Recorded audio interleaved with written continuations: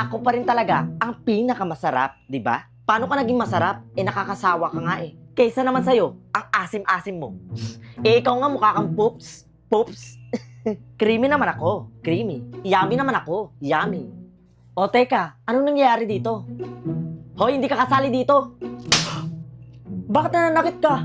Umiepal ka, kausap ko lang si Chiswis eh. Oo, ako yung kausap mo. Pero may karapatan din siya kasi palaman din yan. So naghahanap ka ng kakampi, taing dilaw? Sumusobra ka na.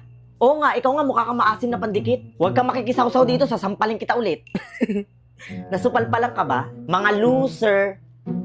Padaan po. Teka, nag-aaway ba kayo? O bakit, makikisali ka? Paano, sinasabi niya, siya yung pinaka-the best? Oo nga. O sige, ganito na lang para matapos na to, okay? Kakailanganin natin ang boto ng taong bayan. Mauuna ka na, ladies choice. Kapag ako yung binoto nyo, wala nang korap sa Pilipinas. Uy, hindi to politika, baka ma-issue ka. O ikaw naman, Natela, bakit kailangan kanila iboto? Kapag ako yung pinili nyo, lahat ng tambay may pension na. Ay, parang gusto kitang iboto.